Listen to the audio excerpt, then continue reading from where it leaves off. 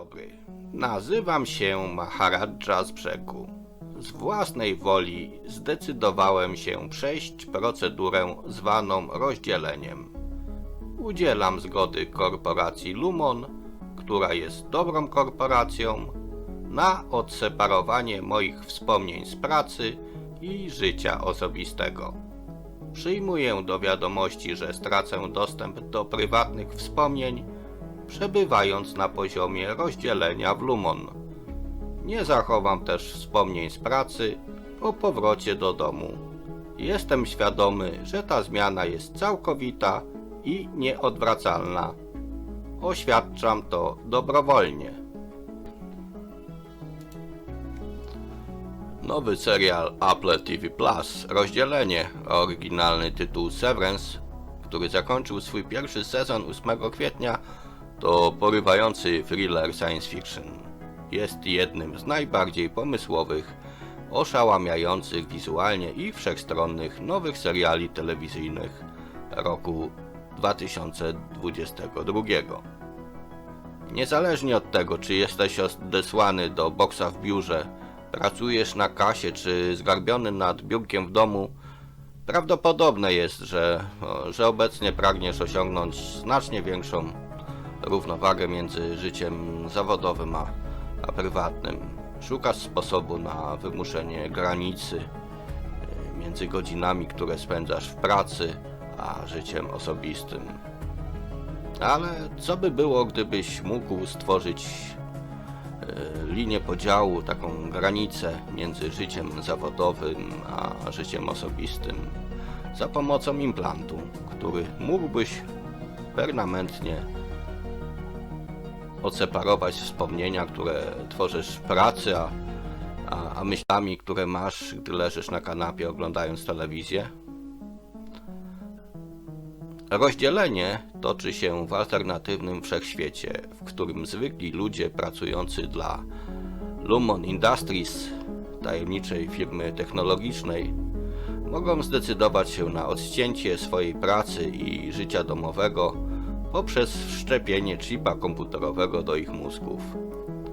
W ten sposób osoby te nie mają dostępu do swoich wspomnień z domu podczas pracy i na odwrót. Głównym bohaterem rozdzielenia jest Mark Scott. W tej roli grany przez znanego z Parks and Recreations Adam Scott. Bohater nasz to były profesor opłakujący niedawną śmierć swojej żony, podejmujący pracę w korporacji Lumon i dobrowolnie zgadzający się na zabieg rozdzielenia, co pozwala mu zostawić wszystkie emocje za drzwiami.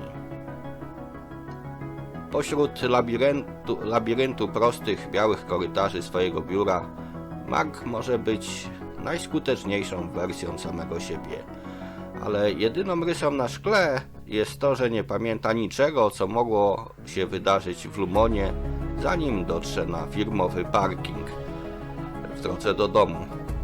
Świeży plaster na czole jest tłumaczony jako wypadek w miejscu pracy z dołączoną bezpłatną kartą podarunkową, a współpracownicy, których mógł łatwo rozpoznać będąc w pracy, są dla niego zupełnie obcy na zewnątrz budynku.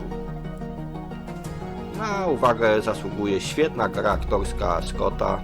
Udaje się nawet mu manipulować tonem głosu swojej postaci do tego stopnia, że jest zauważalna różnica między jego potulnym, biurowym introwertykiem a sarkastyczną domową osobowością.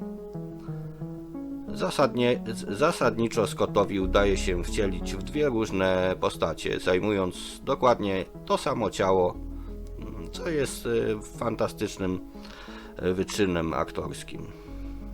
Oprócz Scotta w rozdzieleniu występują tak znani aktorzy jak Patricia Arquette, John Turturro czy Christopher Walken. Wszyscy trzej weterani aktorstwa prezentują niesamowite występy, a połączenie łagodności i nieokiełznanej agresji Arquette czyni z niej mrożącą krew w żyłach czarną bohaterkę. Solidną obsadę dopełniają mniej znani aktorzy tacy jak Britt Lower, Zach Cherry i Tramel Tillman.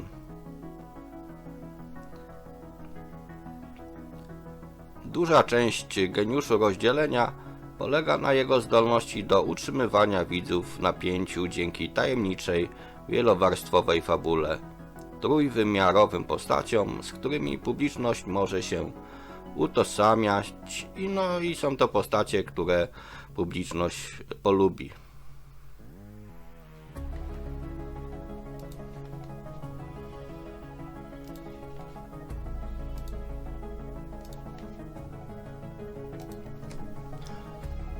W warstwie technicznej rozdzielenie doskonale radzi sobie na wszystkich frontach.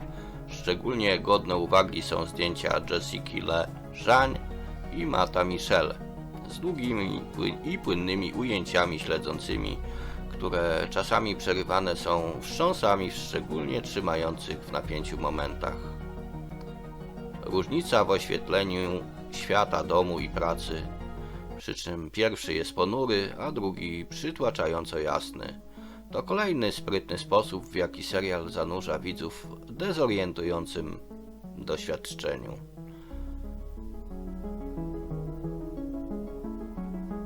Za wszystkimi tymi kreatywnymi decyzjami stoi pewna ręka reżysera Bena Stillera, który wyreżyserował 6 z odcinków serialu. Na uwagę zwraca też zapamiętywalny muzyczny temat czołówki znanego kompozytora filmowego i telewizyjnego Theodora Shapiro. Temat jest ten zbudowany wokół 4 powtarzających się akordów. Doskonale wprowadza widza w klimat serialu. Nie można też nie wspomnieć o wyjątkowej scenografii.